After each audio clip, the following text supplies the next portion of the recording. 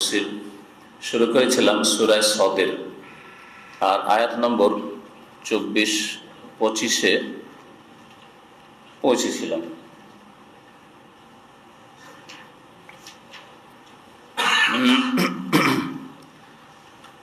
যেখানে গিয়ে আমরা থেমেছিলাম সেটা ছিল দাউদ আলাইহিস সালামের ঘটনা। দাউদ আলাইহিস সালামের তওবা আল্লাহ পাক রব্বুল আলামিন কবুল করার ঘোষণা করলেন। দাউদ আলাইহিস সালাম সম্পর্কে বিস্তারিত আলোচনা হয়েছে, আর ফেরাবার কোনো প্রয়োজন নেই। আল্লাহ পাক ইরশাদ করেছেন ফাগাফারনা লাহু যালিক, আয়াত নম্বর 25, ফাগাফারনা লাহু যালিকা ওয়া ইন্না লাহু ইনদানা লাযুলফা ওয়া হুসনা মাআব। সুতরাং তখন আমি তাকে মাফ করে দিলাম, মার্জনা করে দিলাম। আল্লাহ পাক ইরশাদ করেছেন দাউদ আলাইহিস সালামকে আমি মার্জনা করে দিলাম। ওয়া ইন্না লাহু ইনদানা লাযুলফা। অনেকে ভাবতে পারে যে দাউদ আলাইহিস সালাম তওবা করেছেন, আবার আল্লাহ মাফ করেছেন, তাহলে তো মান সম্মান কমে গেল। তাই আল্লাহ পাক এই ভ্রান্ত ধারণা, ভুল ধারণাকে দূর করছেন এই বলে যে ওয়া ইন্না লাহু ইনদানা লাযুলফা। মনে রাখবে যে নিশ্চয়ই তার আমার নিকট, আল্লাহ পাকের নিকট, আমার নিকট অত্যন্ত নৈকট্য রয়েছে। লাযুলফা, সে আমার অত্যন্ত নিকটবর্তী বান্দা, নৈকট্য প্রাপ্ত বান্দা। লাযুলফা, অবশ্যই তার নৈকট্য লাভ রয়েছে আমার কাছে। ওয়া হুসনা মাআব, এবং তার উত্তম প্রত্যাবর্তন স্থল রয়েছে। আল্লাহ পাকের কাছে দাউদ আলাইহিস সালামের উত্তম প্রত্যাবর্তন স্থল রয়েছে, অর্থাৎ আল্লাহ পাকের কাছে গিয়ে তার জন্য উচ্চ মর্যাদা রয়েছে। দাউদ আলাইহিস সালাম সম্পর্কে যে ভ্রান্ত কিস্সা ইহুদি নাসারাদের কিতাবে রয়েছে, সেই কিস্সা ইহুদিদের অনেকে মুসলমান হলে হয়তো কিস্সা কাহিনীগুলো বয়ান করতো, বা ইহুদিদের মধ্যে থেকে পাশাপাশি বসবাসের জন্য শুনে শুনে অনেকে বয়ান করতো। আলী রাদিয়াল্লাহু তাআলা আনহুর জামানায় কখনো শুনতে পেলেন আলী রাদিয়াল্লাহু তাআলা যে এইরকম কিস্সা কাহিনী, বেয়াদবি কথা দাউদ আলাইহিস সালাম সম্পর্কে অনেকে বলছে যে তিনি এইরকম করে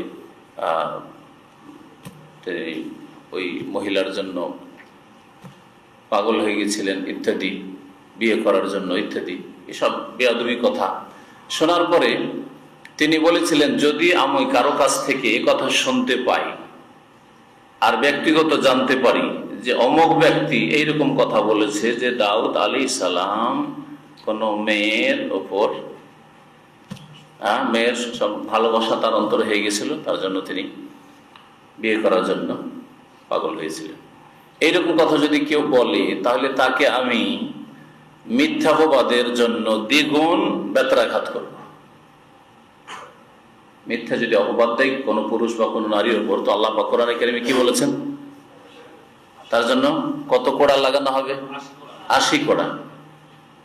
ওয়াল্লাযীনা ইয়ারমুনা আল মুহসানাতি সুম্মা লাম ইয়াতু বিআরবা'তি শুহাদা ফাজলিদুহুম 80 জালদা, সূরা নূরে রয়েছে।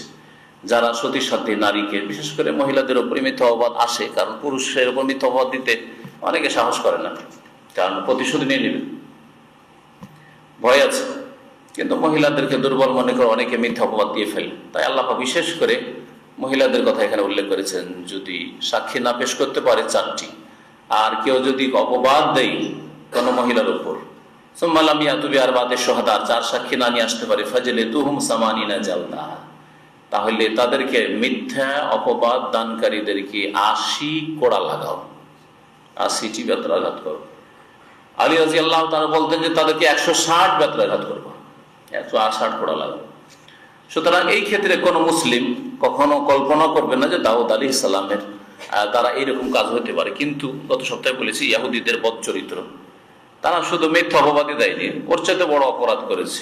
কানু ইয়াকতুলুনা আল আম্বিয়া বিগাইরি হক, অন্যায়ভাবে নবী রাসূলগণকে খুন করেছে, হত্যা করেছে তারা। আম্বিয়া, আল্লাহ বলেছেন বহু নবীকে খুন করেছে এরা, এটা খুনি, নবীদের খুনি। সুতরাং মিথ্যা অপবাদ দেওয়া কোনো ব্যাপার না। লূত আলাইহিস সালামের মিথ্যা অপবাদ দিয়েছে যে মেয়ের সাথে জিনা করেছে লূত আলাইহিস সালাম, এটা ইহুদিদের তালমুদ কিতাবে রয়েছে। তালমুদ ইহুদিদের ওই রকমই কিতাব যেমন মুসলিমদের মধ্যে ফিকহ কিতাব, কোরআনও নয়, হাদিসও নয়, মানে আল্লাহ রাসূলের কথা নয়, কিন্তু মানুষের লেখা, তার মধ্যে ফিকার মধ্যে কোরআন হাদিস ভিত্তিক যেগুলো ফতোয়া আছে সেগুলো তো ঠিক আছে, আর এগুলি ব্যক্তিগত মত, সেগুলি তাও কিছু মূল্য রাখে না। ওই রকমই তালমুদ ইহুদিদের ফিকা, মন গড়া তাদের পাদ্রী পোপদের কথাবার্তা। তো তাতে এসব মিথ্যাপবাদ আম্বিয়া রাসূলগণের উপর আছে। সুলাইমান আলাইহিস সালাম সম্পর্কে আসছে ঘটনা। তারপর আল্লাহ পাক রব্বুল আলামিন দাউদ আলাইহিস সালামকে সম্বোধন করে বলছেন, ইয়া দাউদ, হে দাউদ, ইন্না জাআলনাকা খলিফাতান ফিল আরদ, নিশ্চয় আমি তোমাকে পৃথিবীতে খলিফা বানিয়েছি। আল্লাহ বলছেন খলিফাতান, খলিফাতি বলেছেন যে আমার খলিফা বানিয়েছি, আছে কোথাও? এইরকমই আদম আলাইহিস সালাম সম্পর্কে আল্লাহ বলছেন, ইন্নী জাইলুন ফিল আরদে খলিফাতান, আমি পৃথিবীতে খলিফা বানাবো, আমার খলিফা বানাবো বলেছেন। যদি আল্লাহ পাকের প্রতিনিধি, আল্লাহ পাকের খলিফা এই অর্থ থাকতো, আর এই বিষয়টি আসলে ঠিক থাকতো, যেমন এক শ্রেণীর লোকেরা কোরআনের ভুল ব্যাখ্যা করে থাকে যে মানুষ হচ্ছে আল্লাহর খলিফা, মিথ্যা কথা, এবং এর কোনো দলিল প্রমাণ নেই, না একটি আয়াত যে আমার খলিফা আল্লাহ বলেছেন, না একটি হাদিস। এটা প্রথম শুরু হয়েছে মওদুদী সাহেব থেকে। আর তারপরে দুঃখের বিষয় যে আহলে হাদিসের একটা তরজমা যে করেছে তাইসিরুল কোরআন, তাতেও ব্র্যাকেটে লিখেছে আমার কথাটা, ব্র্যাকেটে আমার করে দিয়েছে এই আয়াতের তরজমাতে। একটু আগে আমি বসে দেখছিলাম, ইন্না জাআলনাকা খলিফাতান ফিল আরদ, তোমাকে আমি পৃথিবীতে খলিফা বানাবো। মানুষ বেশি হইচই প্রপাগান্ডা হইলে প্রভাবিত হয়ে যায়। 10 জন লোক যদি একটা মিথ্যাকে হই হই করে চিৎকার করে বলে, তো মানুষ মনে করবে যে এটাই সত্য, তাই না?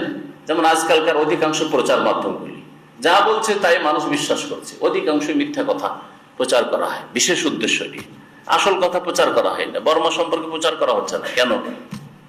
সেটা যদি খ্রিস্টান দেশ হইতো তাহলে খুব বেশি প্রচার করা হইতো, যা হয়তো তিলকে তাল করে প্রচার করা হইতো, কেউ জানতে পারছে না যে কি হচ্ছে না হচ্ছে।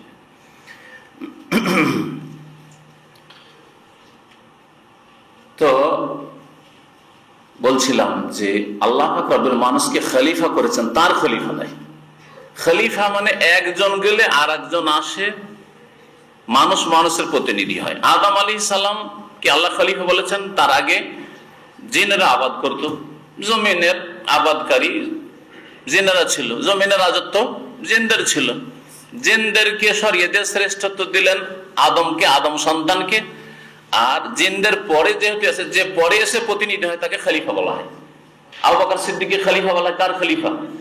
খলিফা তো রাসূলুল্লাহ, রাসূলুল্লাহ সাল্লাল্লাহু আলাইহি ওয়াসাল্লাম ইন্তেকাল করলেন তখন খলিফা। আল্লাহর খলিফা নাই আবু বকর সিদ্দিক, খলিফা তো রাসূলুল্লাহ। সাহাবারা বলতেন ইয়া খলিফা তো রাসূলুল্লাহ বলতেন। আবু বকর সিদ্দিক রাদিয়াল্লাহু তাআলা ইন্তেকাল হলো, তখন ওমর খলিফা হলেন। কার খলিফা? আবু বকরের খলিফা। আবু বকর স্থলাভিষিক্ত, খলিফা মানে স্থলাভিষিক্ত হওয়া, যে স্থল খালি হয়েছে সেই জায়গা পূরণ করা, সেই জায়গায় বসা। এখানে নেই কেউ, তখন একজন বসলো, সে হচ্ছে খলিফা।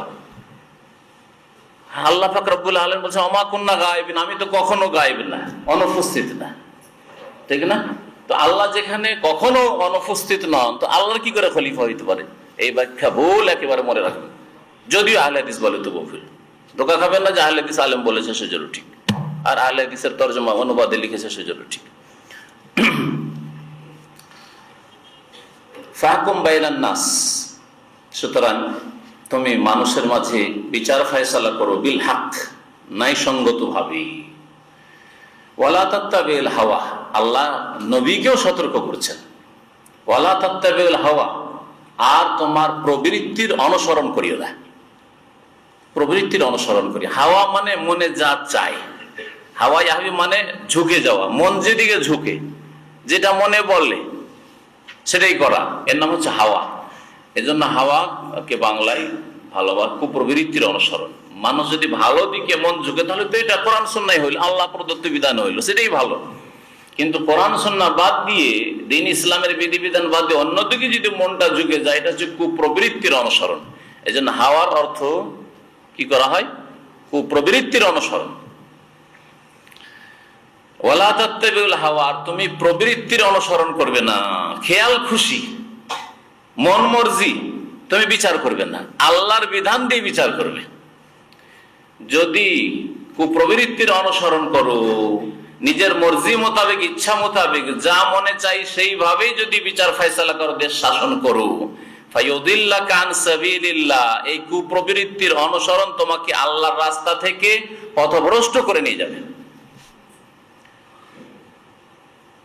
দাউদ আলাইহিস সালামকে যদি আল্লাহ সতর্ক করেন, তো বাকি অন্য যারা শাসক, অন্য দায়িত্বশীল, ক্ষুদ্র দায়িত্বশীল, একটা কোম্পানিতে, একটা বাড়ি, একটা পরিবারে, একটা সমাজে, একটা গ্রামে হোক অথবা একটা দেশে হোক অথবা বিশ্বে হোক, বলে তাদেরকে এই সম্বোধন আছে না নেই আল্লাহ পাকের? আজকালকার মানব রচিত বিধান, কারণ আজকাল সারা পৃথিবীতে মানব রচিত বিধানই দিয়েই ফয়সালা হচ্ছে, ইল্লা মাশাআল্লাহ, যেমন আলহামদুলিল্লাহ সৌদি আরবে কোরআন সুন্নাহ দিয়ে ফয়সালা হচ্ছে। তো মানব রচিত বিধান এটা কি? এর নাম হচ্ছে হাওয়া, মন মর্জি। সে শাসকের মন মর্জি হোক অথবা শাসকের আগে কেউ আইন তৈরি করেছে, ব্রিটিশ ল তৈরি করে গেছে, ইহুদি নাসারারা মানব রচিত বিধান তৈরি করেছে, অথবা রাশিয়ান ল তৈরি আছে, মার্ক্সবাদ তৈরি আছে, গান্ধীবাদ তৈরি আছে, পশ্চিমা আইন তৈরি আছে, সেগুলি দিয়ে ফয়সালা করা, মানুষের সমস্যার সমাধান পেশ করা, যে এটা হচ্ছে সমস্যার সমাধান। গণতন্ত্র সমস্যার সমাধান আব্রাহাম লিঙ্কন ইহুদি তৈরি করেছে, মানব রচিত হাওয়া, এর নাম হচ্ছে হাওয়া। তাহলে গণতন্ত্র হাওয়া, মানব রচিত। সমাজবাদ হাওয়া, বস্তুবাদ হাওয়া, এগুলি হচ্ছে কুপ্রবৃত্তির অনুসরণ। আর কোনটা কুপ্রবৃত্তির অনুসরণ নয়, যার অনুসরণ আল্লাহ করতে বলেছেন, সেটা হচ্ছে আল্লাহর বিধান, কোরআন এবং হাদিস। দাউদ আলাইহিস সালামের উপর যে ওহী নাযিল হতো, সেই ওহী মোতাবেক ন্যায়সঙ্গত ফয়সালা করা। আর আজকের যুগে দ্বীন ইসলাম দিয়ে ফয়সালা করা, কোরআন এবং হাদিস দিয়ে ফয়সালা করা। ইন্নাল্লাযীনা ইয়াদিল্লুনা আন সাবিলিল্লাহ, আর নিশ্চয় যারা আল্লাহর রাস্তা থেকে পথভ্রষ্ট হয়ে যায়, লাহুম আযাবুন শাদীদ, তাদের জন্য কঠোর শাস্তি রয়েছে, তাদের জন্য কঠোর শাস্তি রয়েছে। আল্লাহ কাকে শোনাইছেন? দাউদ আলাইহিস সালামকে। তাহলে দাউদ আলাইহিস সালামকে সতর্ক করা হচ্ছে যে যদি তুমিও আল্লাহর রাস্তা থেকে বিভ্রান্ত হয়ে যায়, অন্য রাস্তায় চলে যাও, খেয়াল খুশি ফয়সালা করো, মন গড়া তুমি বিচার করো, তাহলে তোমার জন্য কঠোর শাস্তি রয়েছে। তাহলে যারা শাসন ক্ষমতা পাবে, যারা বিচার ক্ষমতা পাবে, তারা যদি ন্যায়সঙ্গত বিচার করে, তাদের জন্য বড়ই সম্মান রয়েছে। ইমামুন আদিলুন, আল্লাহ পাক তাদের জন্য আরশের ছায়া রেখেছেন, স্পেশাল ছায়া রেখেছেন। হ্যাঁ, তারা আলা মানাবিরা মিন নূর, নবী সাল্লাল্লাহু আলাইহি ওয়াসাল্লাম হাদিসে রয়েছে, নূরের মেম্বারে আল্লাহ পাক হাসরের মাঠে তাদেরকে স্থান দেবেন, যদি আল্লাহর আদেশ নিষেধ মেনে বিচার ফয়সালা করে, দেশ শাসন করে। আর যদি কুপ্রবৃত্তির অনুসরণ করে, তাহলে লাহুম আযাবুন শাদীদ, তাদের জন্য কঠোর শাস্তি রয়েছে। কেন কঠোর শাস্তি? বিমা নাসু ইয়াউমাল হিসাব, কারণ তারা হিসাবের দিনকে ভুলে গিয়েছিল, যে আমাদেরকেও কোথাও জবাবদাহি করতে হবে। যাকে ইচ্ছা মাফ করে দিল, যাকে ইচ্ছা শাস্তি দিল, যাকে ইচ্ছা 5 বছর জেল, যাকে ইচ্ছা 2 বছর, যাকে ইচ্ছা 1 মাসে জামানত, যাকে ইচ্ছা 5 বছর কোনো জামানত নাই। হচ্ছে না? হচ্ছে না? বেমানাসু কেন হচ্ছে? বেমানাসু ইয়াউমাল হিসাব, হিসাবের দিন, পরকালের দিন জবাবদাহি করতে হবে, এটা ভুলে গেছে যে আমাকেও কারো সামনে দাঁড়াতে হবে, রব্বুল আলামিনের সামনে আসামি হাজির হইতে হবে। আমার সামনে যেমন এই আসামি হাজির হয়েছে, অথচ এ হচ্ছে নির্দোষী, আর একে শাস্তি দিচ্ছি, এর শাস্তি শোনাচ্ছি, তাহলে আমাকে রব্বুল আলামিনের সামনে আসামি হয়ে দাঁড়াতে জবাবদাহি করতে হবে। বেমানাসু ইয়াউমাল হিসাব, হিসাবের দিনকে তারা ভুলে গেছিল। ওমা খালাকনাস সামা ওয়াল আরদা ওয়া মা বাইনাহুমা বাতিল, আল্লাহ পাক ইরশাদ করছেন, আমি আসমান এবং জমিনকে এবং তার মাঝে যা কিছুই রয়েছে, অর্থাৎ আল্লাহ পাকের সবকিছুই সৃষ্টি, সমস্ত সৃষ্টিকে আল্লাহ পাক বলছেন আমি সৃষ্টি করিনি অনার্থক, বাতিলান মানে অনার্থক, বেকার সৃষ্টি করিনি, উদ্দেশ্যবিহীন সৃষ্টি করিনি, ফালতু সৃষ্টি করিনি। আল্লাহ পাক রব্বুল মানুষকে সৃষ্টি করেছেন, জিনকে সৃষ্টি করেছেন তার ইবাদত বন্দেগীর জন্য। আর বাকি আল্লাহ পাকের সৃষ্টি হচ্ছে খালাকালাকুম মাফিল আরদি জামিয়ান, এই মানব জাতির আয়েশ আরামের জন্য, তাদের জীবিকা নির্বাহের জন্য, তাদের বেঁচে থাকার জন্য, তাদের উপকারের জন্য আল্লাহ পাক সমস্ত মাখলুকাত অন্যান্য সৃষ্টি করেছেন। যালিকা যান্নুল লাযিনা কাফারু, এটা হচ্ছে কাফেরদের ভ্রান্ত ধারণা যে আল্লাহ পাক, প্রথম কথা একদল কাফের আল্লাহ সৃষ্টি করেন, এমনিতে সব প্রাকৃতিক হয়ে গেছে, নাস্তিকরা যেমন যারা আল্লাহ পরকালে বিশ্বাসী নয়, আল্লাহ পাকের সৃষ্টিকর্তা হয় বিশ্বাসী নয়, আর যারা আল্লাহ পাককে উপরওয়ালা বলে, তারাও কি উদ্দেশ্যে আল্লাহ সৃষ্টি করেছেন আমাকে এটাই জানে না। অন্য সৃষ্টির কথা দূরের কথা, যে তাকে আল্লাহ পাক কেন সৃষ্টি করেছেন এটাই খবর রাখে না। বরং বহু মুসলিম রয়েছে, জন্মগত শুধু মুসলিম, তাকে জিজ্ঞাসা করেন যে আপনার বয়স কত? 50 বছর। কোনোদিন চিন্তা করেছেন যে আল্লাহ পাক কেন আপনাকে সৃষ্টি করেছেন? আপনার কি করণীয়? কোথায় আপনাকে যেতে হবে? কি করছেন আপনি? কোনোদিন জবাবদেহি করতে হবে কি না? যদি জবাবদেহি করতে হয়, তাহলে কিয়ামতের মাঠে প্রথম কি হিসাব হবে আপনার? আমি তো এসব নিয়ে কখনো চিন্তা করিনি ভাই, এসব আপনারা করেন, আমার সময় নেই সব চিন্তা করার। এ হলো জাতিতে মুসলমান, তাই না? আল্লাহ বলছেন যালিকা যান্নুল্লাযিনা কাফারু, এটা হচ্ছে কাফেরদের ধারণা যে আল্লাহ পাক অনর্থক সৃষ্টি করেছেন। ফাওয়াইলুল লিল্লাযিনা কাফারু মিনান নার, সুতরাং কাফেরদের জন্য, যারা অস্বীকারী, তাদের জন্য জাহান্নামের দুর্ভোগ রয়েছে। আম নাজআলুল্লাযিনা আমানু ওয়া আমিলুস সালিহাতি কাল মুফসিদিনা ফিল আরদ, আল্লাহ পাক বলছেন এখানে সৎ আর অসৎ, ভালো আর মন্দ কি আমি সমান করেছি? সমান করিনি। আল্লাহ বলছেন আম নাজআলুল্লাযিনা আমানু ওয়া আমিলুস সালিহাত, যারা ঈমান নিয়ে এসেছে, বিশ্বাস করেছে, আর যারা সৎকর্মশীল হয়েছে, ভালো আমল করেছে, তাদেরকে কি ওদের মতো করব? কাল মুফসিদিনা ফিল আরদ, যারা পৃথিবীতে বিপর্যয় সৃষ্টিকারী, ফিতনা ফাসাদ সৃষ্টি করে, অশান্তি সৃষ্টি করে, যারা আল্লাহ পাকের ইবাদত বন্দেগী করে না, আর মানুষের সাথে সদ্ব্যবহারও করে না, জুলম অত্যাচারও করে, তারা আর যারা ইমানদার সৎকর্মশীল, এই দুই দল কি সমান? যারা আল্লাহ পাকের বিধান মোতাবেক সৎ নেক জীবনযাপন করে, আর যে খেয়াল খুশি চলে, দুটো কি সমান? একজন মানুষ সাবালক হয়েছে, বিবাহ করে, আর তার যৌন সম্পর্ক স্ত্রীর সাথেই খাস রাখে, আর আরেকজনের জন্য হালাল হারাম বলে কিছু নেই, জেনা আর তার স্ত্রীর সহবাস, দুটোতে কোনো পার্থক্য নেই, দুটো কি সমান? আল্লাহ বলছেন আমি কি সমান করতে পারি? না, কখনো না। আমনা জাআল মুত্তাকিনা কাল ফুজ্জার, নাকি আমি আল্লাহ বিরুদ্ধদেরকে, সংযতদেরকে, মুত্তাকি পরহেজগারদেরকে কাল ফুজ্জার পাপিষ্ঠদের মতো করব? না, কখনো না। ইন্নাল মুত্তাকিনা ফি যিলালি ওয়া আয়ুন, ইন্নাল মুত্তাকিনা ফি জান্নাতি ওয়া নাহার, মুত্তাকিন জান্নাতে যাবে। মুত্তাকিন আল্লাহ পাক রব্বুল আলামিনের কাছে সবচেয়ে বেশি সম্মানিত। ইন্না আকরামাকুম ইনদাল্লাহি আতকাকুম, যে যত বেশি আল্লাহ ভীরু, যে যত বেশি সংযত পাপ মুক্ত, সে তত আল্লাহ পাকের কাছে সম্মানিত, যদিও সে গরিবের ছেলে হোক না। আর যে ফুজ্জার পাপিষ্ঠ, ফুজ্জার ফাজেরের বড় বচন, পাপিষ্ঠ, সে আল্লাহ পাকের কাছে নিকৃষ্ট। আল্লাহ পাক তারপরে কোরআনে কারীমের কথা বলছেন, কিতাবুন মানে হাজা কিতাবুন, এ হচ্ছে একটি গ্রন্থ, কিতাব। আনজালনাহু ইলাইকা, হে নবী তোমার কাছে আমি নাজিল করেছি, এটা তোমার রচিত নয়, আল্লাহ পাকের ঘোষণা। নবী নিজের সাফাই কেন বয়ান করবেন? আল্লাহ পাক খুদ বয়ান করছেন। নবী করিম সাল্লাল্লাহু আলাইহি ওয়াসাল্লাম যদি বলেন যে এটা তো তুমি বলছো, আল্লাহ বলছেন যে তুমি যা তাদের কাছে কোরআন শোনাচ্ছ সেটা আমার নাজিলকৃত, তোমার গড়া নয়, মানব রচিত নয়। আনজালনাহু ইলাইক, হে নবী তোমার কাছে আমি নাজিল করেছি তা। মুবারাকুন, এই কিতাব হচ্ছে বরকতময়। এই কিতাবুন মৌসুফ আর মুবারাক সিফাত, মাঝখানে ফাসল মানে পৃথক, আনজালনাহু ইলাইকার একটা বাক্য এসেছে, হাযা কিতাবুন মুবারাকুন, এই হচ্ছে বরকতময় কিতাব যা হে নবী তোমার কাছে আমি নাজিল করেছি। লিয়াদাব্বারু আয়াতি, কেন নাজিল করেছি? তাবিজ করার জন্য, বাড়িতে আলমারিতে সেলফে সাজিয়ে রাখার জন্য, না আয়াতগুলি লিখে ধুয়ে দিয়ে পানি পান করার জন্য, হ্যাঁ, না ওই মরে যাওয়া ব্যক্তিকে জান্নাতে ঢোকানোর জন্য? মরে গেলে তখন কোরআন নিয়ে ছোটাছুটি, তাই না? মরলে কোরআনের প্রয়োজন, সারা জীবন কোরআনের প্রয়োজন হয়নি। এটা কি আমাদের সমাজ নয়? হয় তাবিজের জন্য প্রয়োজন, তাবারুক হাসিল করার জন্য আয়াত লিখে ওই বাটিতে থালাতে কিছুতে লিখে ধুয়ে পানি খাওয়ার জন্য প্রয়োজন, আর এগুলি না হলে শেষখানে একটা প্রয়োজন, সেটা হচ্ছে কোরআন খানি আর ইসালে সওয়াব। বুঝেন না? বুঝেন না? কোরআন খানি, কুল খানি, ফাতেহা খানি, এগুলো আছে না নেই আমাদের দেশে?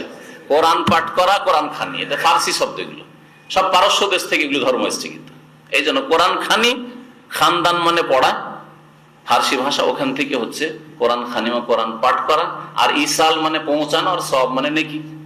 হ্যাঁ, ইসালের সব, কোরআন পড়ে নেকি পৌঁছা মাইয়েতকে। মাইয়েত কিছু করে যেতে পারেনি, জাহান্নামে যাচ্ছে, হয়তো একে কোন রকম করে জাহান্নাম থেকে উঠিয়ে জান্নাতে পাঠাইতে হবে। তো মৃত ব্যক্তির জন্য কোরআনে কারীমকে আমরা খাস করে দিয়েছি, অথচ আল্লাহ পাক খাস করেছেন কোরআনে কারীমকে জীবিত ব্যক্তির জন্য। লিইউনজিরা মান কানা হাইয়ান, আল্লাহ বলছেন। অথচ আমাদের দেশের মানুষরা যারা ওজিফা করে, সূরা ইয়াসিনের ঠিকই ওজিফা করে, মন্ত্রের ওজিফা করে, অথচ এই আয়াতটি সূরা ইয়াসিনের, লিইউনজিরা মান কানা হাইয়ান, এই কোরআন আল্লাহ পাক নাযিল করেছেন, রাসূল পাঠিয়েছেন, যাতে করে যেই ব্যক্তি হাইয়ান, জীবিত, তাকে সতর্ক করা হয়। জীবিত ব্যক্তিকে সতর্ক করার জন্য, সংশোধন করার জন্য। মরে গেছে, ওর আর কি সংশোধন হবে? যা করেছে ব্যালেন্স তার হয়ে গেছে, নেকির ব্যালেন্স করলে নেকি হয়েছে, গুনাহ করলে গুনাহ করেছে, আর তো ফায়দা নেই তার করার থেকে। কি করবে সে?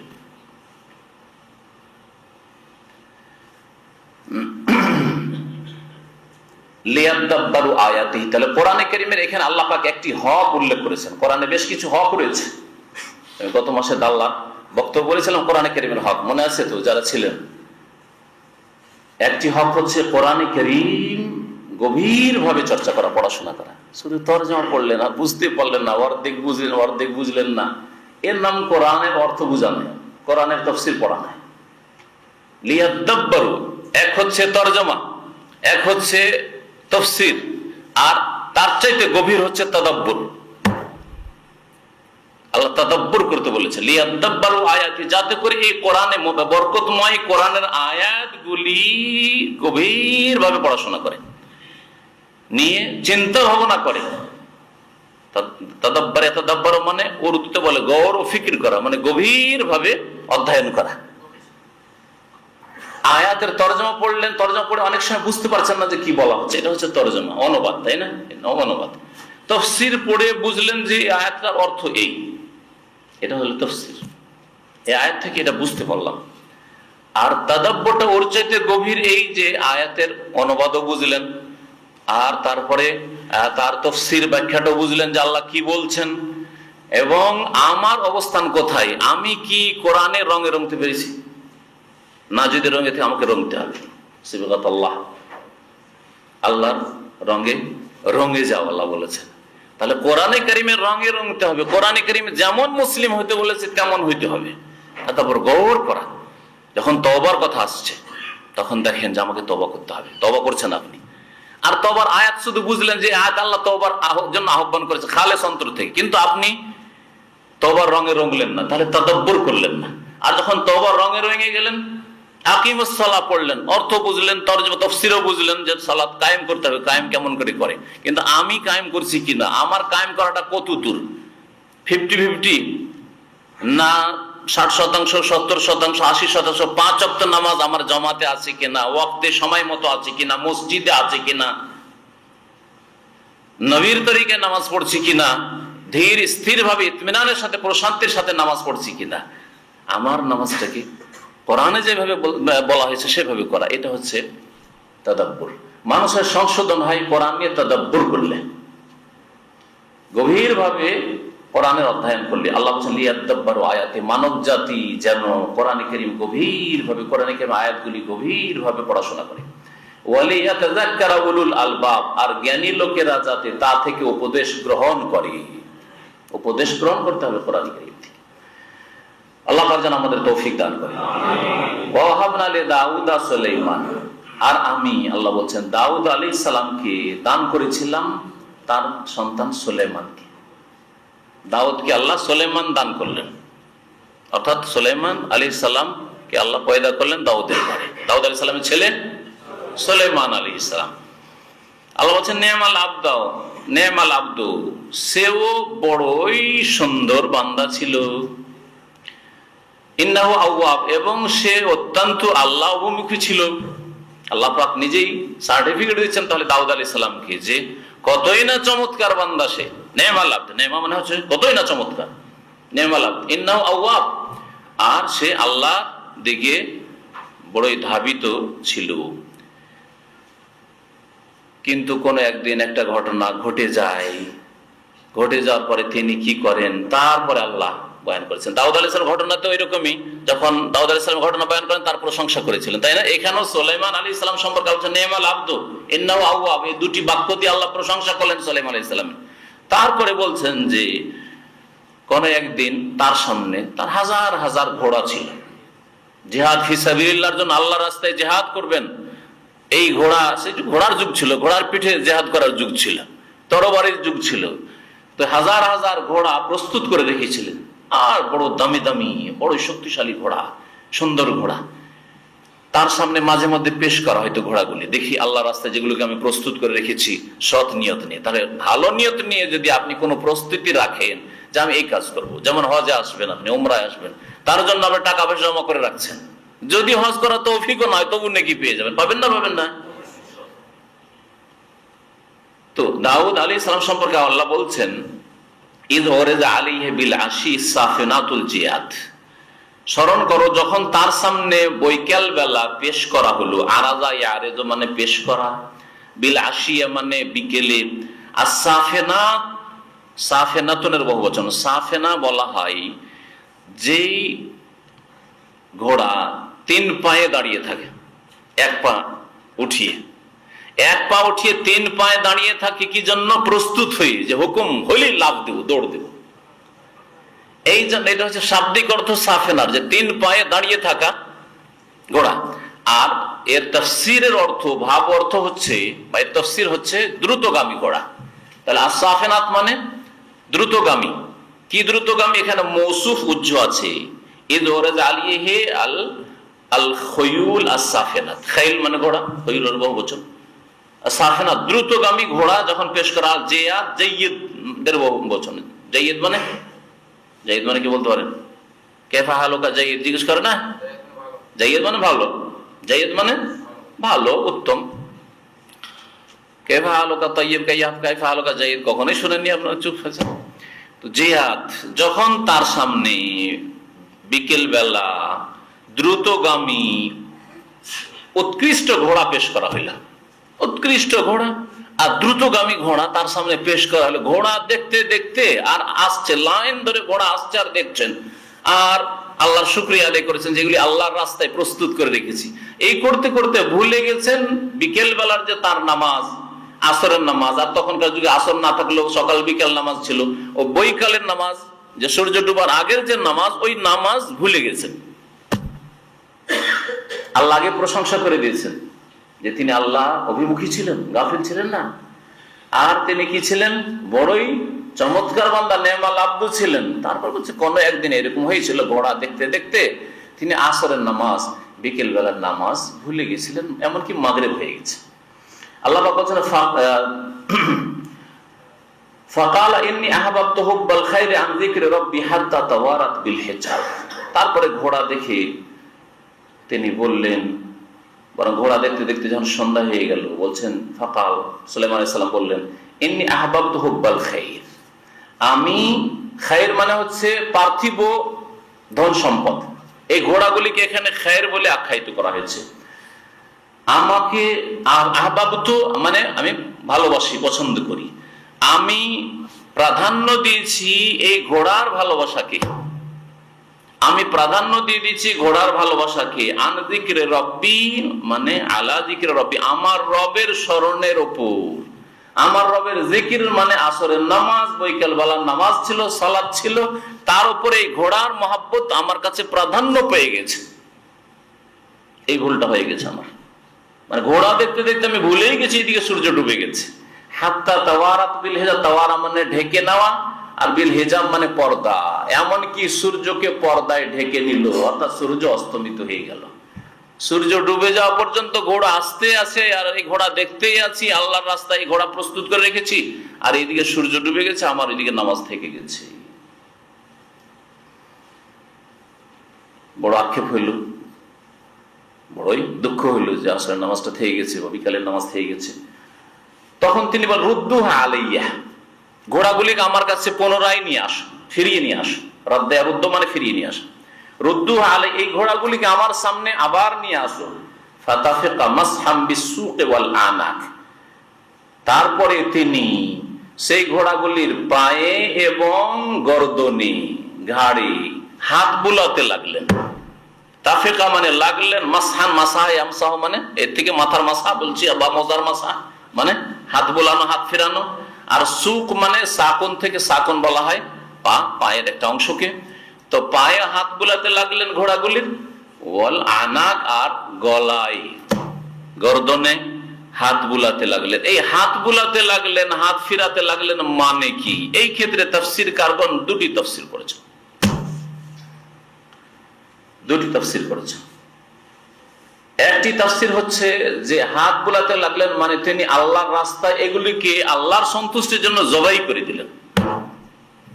একটি তাফসীর, প্রসিদ্ধ তাফসীর, যে তিনি এই যে আসরের নামাজ বা বৈকালের নামাজ যে ছুটে গেল, কাজা হয়ে গেল, মাগরিব হয়ে গেল, ঘোড়াগুলির ভালোবাসায় ঘোড়া দেখতে দেখতে, এই অথচ ইচ্ছা করে তিনি ছাড়েননি। আজকালকার যারা হাটে বাজারে গরুর কোরবানিও কিনতে যায়, খাসির কোরবানি কিনতে যায়, ইচ্ছে করে আসর নামাজ ছাড়ে। কোরবানির সুন্নত কিনছে আর ওদিকে ফরজ নামাজ আসর ছাড়ছে। এর সাথে এসে কি পড়ছেন ভাই? আসরের নামাজ, ওই কোরবানি কিনতে গেছিলাম। এরকম ছোটকালে খুব শুনেছি মুরব্বীদের কাছে, কোরবানি কিনতে গিয়ে আসরের নামাজ গেছে, মাগরিব গেছে, এসা পরে রাত 9টা-10টায় এসে নামাজ পড়ছে। কারণ 8-10 কিলোমিটার তো হাঁটতে হইতো, গরুর হাট অনেক দূরে দূরে থাকতো আমাদের দেশে, না জানেন না আপনারা? জেনে শুনে সুলাইমান আলাইহিস সালাম জেনে শুনে করেননি, ভুলে গেছিলেন, বেখেয়াল হয়ে গেছিলেন। ঘোড়া দেখতে দেখতে সূর্য ডুবে গেছে, ভাবতে পারেনি যে সূর্য ডুবে গেছে। তখন তিনি সমস্ত হাজার হাজার ঘোড়াগুলিকে সবগুলিকে জবাই করে দিলেন, কোরবানি করে দিলেন। কেউ যদি বলে এটা তো ধন সম্পদের অপচয় হলো, ধন সম্পদের অপচয় তো নিষেধ আছে, আমাদের শরীয়তে নিষেধ আছে। নবী করিম সাল্লাল্লাহু আলাইহি ওয়াসাল্লাম বলেন, নাহা আন ইযাআতিল মাল, টাকা পয়সা ধন সম্পদ নষ্ট করা নিষেধ করেছেন। সুতরাং ইসলামে হারাম। অনর্থক জবাই করে ফেলে দিবেন জায়েজ নয়। তবে কোরবানির দিনে করে সেটা আলাদা কথা। বা আপনি জবাই করবেন আর খাবেন, গরিব মিসকিন খাওয়াবেন, সেটা আলাদা। আর গরু খাসি জবাই করে ফেলে দিবেন, যেমন আজ কিছুদিন আগে, এখন তো আলহামদুলিল্লাহ খুব সুন্দর ব্যবস্থা হয়েছে যে আপনি কোরবানি করেন, তারপরে সে বিভিন্ন দেশে কোরবানি গোশত পাঠিয়ে দেওয়া হচ্ছে। জবাই করে কোরবানির পশুর ওপর পশু পড়ে আছে আর রক্তে পা ডুবে যাচ্ছে, আর জবাই করে ফেলে দিয়ে চলে আসছে। এটা একেবারে নষ্ট করেন। আপনি জবাই করে গোশতটা থেকে উপকৃত নিজে হন অথবা অন্যকে উপকৃত করুন। আর আলহামদুলিল্লাহ এই সরকার জাযাকুমুল্লাহ খায়র খুব সুন্দর ব্যবস্থা করেছে এই দেশে, এবং এই দেশের যতগুলি আপনার জমিয়া খাইরিয়া বা জমিয়তুল বীর যেগুলি আছে সেগুলিতে গরিবদের জন্য, আর সারা বিশ্বের যত মুসলিম দেশ আছে সবগুলিতে কোরবানির গোশত পৌঁছে এই মিনার মাঠ থেকে। আপনারা অনেকে এটা জানেন। সুলাইমান আলাইহিস সালামের দিনে অনেক কিছু জায়েজ ছিল, তো আল্লাহর সন্তুষ্টির জন্য ঘোড়াগুলি জবাই করা হয়তো জায়েজ ছিল, যে আল্লাহকে রাজি করার জন্য এই ঘোড়ার কারণে আমার নামাজ কাজা হইল, সুতরাং এর কাফারা আমি ঘোড়াগুলি জবাই করে দেবো, রাখবো না ঘোড়া। জায়েজ ছিল সেই শরীয়তে। যারা এই তাফসীর করেছেন তারা এইভাবে করেছেন।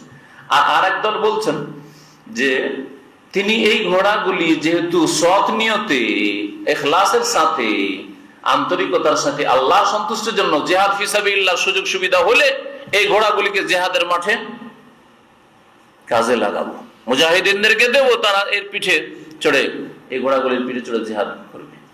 সুতরাং এখানে যে হাত পায়ে এবং ঘাড়ে হাত বুলালেন মানে আদর করছিলেন সুলাইমান আলাইহিস সালাম সেই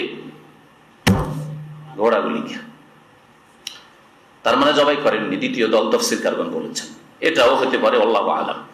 ওয়ালা কোরআনে কারিমে এর চাইতে বেশি স্পষ্ট বলা হয়নি, সুতরাং এর বেশি আমাদের জানার কোনো প্রয়োজন করে না। এটাও হইতে পারে, সেটাও হইতে পারে। ওয়ালাকাদ ফাতান্না সুলাইমান ওয়া আলকাইনা আলা কুরসিহি জাসাদাহ, এখানে আর একটি ঘটনার দিকে ইঙ্গিত করা হয়েছে। আল্লাহ পাক বলেছেন ওয়ালাকাদ ফাতান্না সুলাইমান, আর নিশ্চয় আমি সুলাইমান আলাইহিস সালামকে পরীক্ষায় ফেলে দিয়েছিলাম। দাউদ আলাইহিস সালামকে আল্লাহ পরীক্ষা করেছেন, তাই না? আগের আয়াত আছে ইন্নামা ফাতান্নাহু ওয়া জান্না দাউদ আন্নামা ফাতান্নাহু। দাউদ আলাইহিস সালাম তখন বুঝতে পারলেন যে আমাকে আল্লাহ পরীক্ষা করে নিলেন। আল্লাহ পরীক্ষা দাউদ আলাইহিস সালাম করেছেন, তাহলে যত বড় মানুষ তত পরীক্ষা বেশি হবে, মনে রাখবেন। আপনি যত নেক হবেন, যত সৎ হবেন, পরীক্ষা হবে, আর পরীক্ষা আপনাকে শক্ত হইতে হবে, পাস করতে হবে। আল্লাহ পাক রব্বুল বলছেন যে নিশ্চয় আমি সুলাইমান আলাইহিস সালামকেও পরীক্ষা করেছি, যেমন তার বাবা দাউদ আলাইহিস সালামকে পরীক্ষা করেছি। ওয়া আলকাইনা আলা কুরসিহি জাসাদান, এবং তার কুরসির ওপর একটি দেহ আমি নিক্ষেপ করেছিলাম। সুম্মা আনাব, অতঃপর তিনি আল্লাহ অভিমুখী হন, আল্লাহর দিকে ফিরে আসেন। কোরআন এত সংক্ষেপে বলা হয়েছে, যদি তরজমায় শুনতে পারেন কি বুঝলেন? তরজমা তো করলাম। আলকায়না মানে নিক্ষেপ করা, ফেলে দেওয়া। আলা কুরসি মানে তার কুরসির ওপর। আর জাসাদান মানে একটি বডি, দেহ, একটি দেহ তার কুরসির ওপর, মানে তার যে রাজ সিংহাসন ছিল তার উপর আমি ফেলেছি। আল্লাহ বলছেন ফেলেছি। কি ফেলেছেন? সুম্মা আনাব, অতঃপর সুলাইমান আলাইহিস সালাম আল্লাহর দিকে ধাবিত হয়েছেন, ফিরে এসেছেন। কি বুঝলেন? কি বুঝাইতে পারবেন? তাহলে এরপরে হচ্ছে স্তর তাফসীরের। আর তাফসীর বুঝার পরে আপনার আমল, আকীদা, চাল চলন সংশোধন করা, এটা হচ্ছে তাদাব্বুরে কোরআন। আফালা ইয়াতাদাব্বারুনাল কোরআন, তারা কোরআন নিয়ে কি গৌরব ফিকির করে না? গভীরভাবে তারা চিন্তা করে, নিজের সংশোধন করে না? গভীরভাবে যখন চিন্তা করবেন, এক একটি আয়াতে থামবেন, আর থামার পরে আপনি আর তার সাথে যেন আপনি মানে আপনার আবেগ এক একটি আয়াতের সাথে আপনার আখলাক, চরিত্র, ইবাদত, বন্দেগী, আমল সংশোধন হচ্ছে। এটা ছিল সাহাবায়ে কেরামদের চরিত্র। তাহলে তরজমা দিয়ে, অনুবাদ দিয়ে কিছু বুঝলেন না, তাই না? এখন এর অর্থ কি, এই নিয়ে তাফসীরদের বড়ই দ্বিমত আছে। এখানেও ইহুদিদের মন গড়া কিচ্ছা ঢুকে পড়েছে। মন গড়া কিচ্ছা এখানেও ইহুদিদের ঢুকে পড়েছে। আর দুঃখের বিষয় যে অনেক অনুবাদকরা আর অনেক তাফসীরকাররা এই ইহুদিদের এই মন গড়া কিচ্ছা, বরং ভ্রান্ত কিচ্ছা, মিথ্যা কিচ্ছা ঢুকিয়ে ফেলেছে আর ওইদিকে ইঙ্গিত করেছে। এই তাইসিরুল কোরআন তরজমাতে ব্র্যাকেট দিয়ে ওই ঘটনার দিকে ইঙ্গিত করেছে। অথচ তাফসীর ইবনে কাসিরে ঘটনা বর্ণনা করার বলা হয়েছে যে এগুলি ইসরায়েলি বর্ণনা, আর সেখানে সহিহ হাদিস এই মর্মে পেশ করা হয়েছে। সুলাইমান আলাইহিস সালাম সম্পর্কে নবী করিম সাল্লাল্লাহু আলাইহি ওয়াসাল্লাম থেকে বর্ণিত সহিহ বুখারীতে হাদিস রয়েছে। ওই হাদিস দিয়ে তাফসীর করা যেতে পারে। এই আয়াতের তাফসীর সহিহ বুখারীর হাদিস দিয়ে করা যেতে পারে। সেই তাফসীর না করে ইহুদিদের ওই ঘটনা, মিথ্যা ঘটনা আশ্রয় নিয়ে এক ভ্রান্ত ঘটনা, শয়তানের রাজত্বের ঘটনা।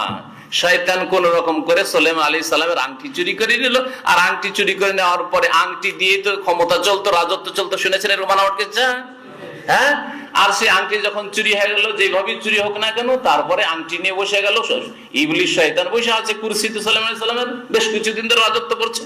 এই পরীক্ষায় পড়ে গেলেন সুলাইমান আলাইহিস সালাম। এটা ইহুদিদের বানানো কিচ্ছা। জি। আর এইদিকে ব্র্যাকেট দিয়ে অনুবাদকরা ওই শয়তানের কথা উল্লেখ করে ফেলেছে। একজন সাধারণ মানুষ যখন ওই অনুবাদটা পড়ে মনে করি এটাই তো, তাহলে ঠিকই আছে ওই ঘটনা। ওইদিকে যদি শুনে থাকে কোনো ওয়াইজদের কাছে, কানে এই হাত দিয়ে যারা ওয়াজ করেছে সুলাইমান আলাইহিস সালাম মিথ্যা কিচ্ছা ইহুদিদের কিতাব থেকে। আর গত সপ্তাহে বলেছিলাম যে তাফসীর কাররা তিন রকম। তো যারা যা পেয়েছে লকড়ি খড়ির মতো কুড়িয়ে নিয়েছে, তো ওরা সব এগুলো ঢুকিয়ে দিয়েছে। তো মিথ্যা কিসসার দিকে ইঙ্গিত করলাম।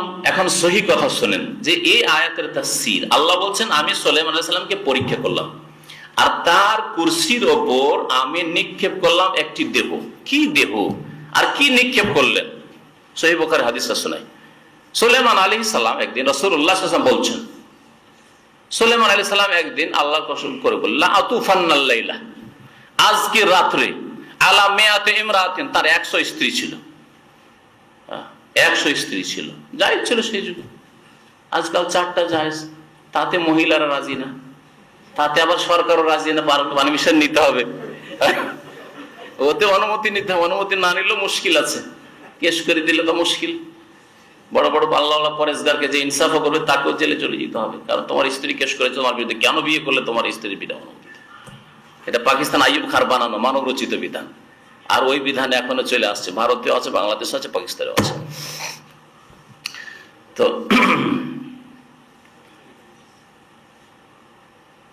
কি বলছিলাম? 100 স্ত্রীর কথা সেই যুগে জায়েজ ছিল, তারও বেশিও জায়েজ ছিল। আজকের রাত্রে আমার 100 স্ত্রীর কাছে আমি যাব, মানে 100 স্ত্রীর কাছে এক রাতে সহবাস করবো। আল্লাহ পাক এর ক্ষমতা দিয়েছিলেন। আর আজকের একবার যেতে অবস্থা কাহিল। তাহলে কত শক্তিশালী মানুষ তারা ছিলেন, কত শক্তিশালী সেই যুগের মানুষরা ছিল।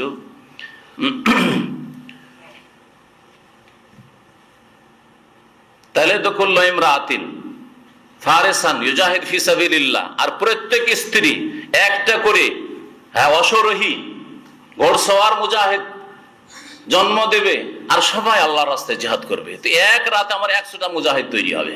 নিয়ত কত সৎ ছিল, নিয়ত কত ছিল না ছিল না? না ডাক্তার করব, ইঞ্জিনিয়ার করব, সেই যুগে ডাক্তারি তো ছিল না ছিল না? সেই যুগেও ডাক্তারি ছিল, তখনকার যুগে গাছগাছাড়া ডাক্তারি ছিল, আরো বহু ডাক্তারি ছিল। ঈসা আলাইহিস সালামের যুগে ডাক্তারি তুঙ্গে ছিল। জি,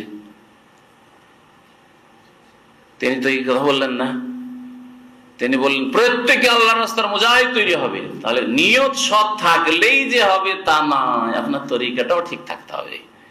আমার বিদাতি ভাইদের নিয়ত সৎ, ইখলাস, আন্তরিকতা, মেহনত, পরিশ্রম এগুলি সব ঠিক আছে, কিন্তু নবীর তরিকায় না থাকার কারণে আমল কবুল হয় না। সুলাইমান আলাইহিস সালাম